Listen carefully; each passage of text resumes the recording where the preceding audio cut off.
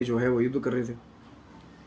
तो फिर सबने ये डिसाइड किया कि भैया कोई अंपायर तो मिले जिसने पूरा मैच देखा हो, कि भैया कौन है man of the match, man of the series, किसको दिया जाए सबसे बड़े योद्धा का टाइटल।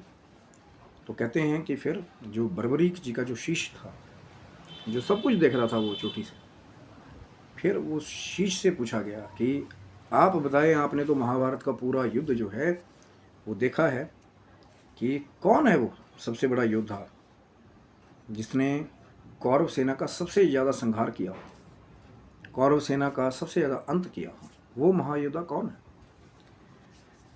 तो बर्बरीक जी मुस्कुराए, जो शीश था वो खाटू श्याम जी का, बर्बरीक जी का, वो मुस्कुराए।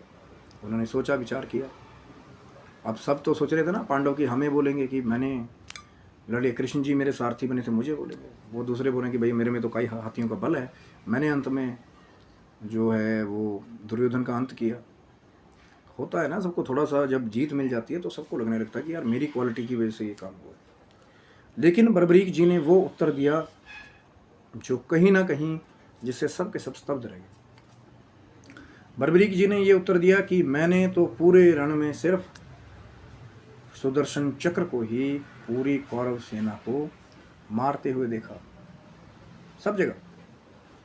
कि जो भगवान श्री कृष्ण का वो सुदर्शन चक्र था वो पूरी कौरव सेना का अंत करता हुआ मुझे ऊपर से दिखाई दे रहा था। कोई ऊपर से देखेगा तो उसे सब दिखाई देगा ना, कोई ड्रोन की फैसिलिटी आप रखेंगे तो ऊपर से आप पूरा व्यू देख सकते हैं नीचे कि कौन क्या कर रहा है नहीं कर रहा है। तो ऐसे ही जब बर्बरीक जी का वो शीश जो ऊपर से सारा महाभारत का युद्ध देख रहा था, तो उन्होंने देखा कि भैया एक ही सुदर्शन चक्र है जो बारी बारी से सारी कौरव सेना का अंत कर रहा है।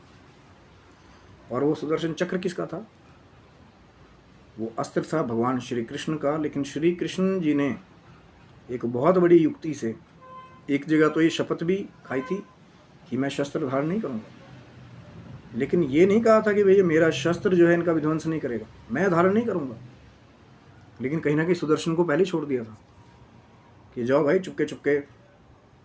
होता है ना कई बार, जो करने वाला जो कर्णिकार होता है ना, जो सबसे बड़ा खिलाड़ी होता है वो बताता नहीं है, और जो बताते हैं वो असली खिलाड़ी होते नहीं है ना। तो कृष्ण जी कहीं ना कहीं एक जगह अपनी वो शपथ को भी वो पूरा कर रहे थे, क्योंकि उनको वो आधार भी स्थापित करना था कि आने वाला जो मनुष्य है वो सिर्फ प्रभु के ऊपर ही डिपेंड ना रहे अपनी समस्याओं के लिए। चाहे उन्होंने वो जो 18 दिन का एक दिव्य उपदेश दिया, जो भगवत गीता श्रीमद् भागवत में जो मिलता है सारांश, कि चाहे कर्म योग, भक्ति योग, ज्ञान योग, सबके बारे में एक ऐसा दिव्य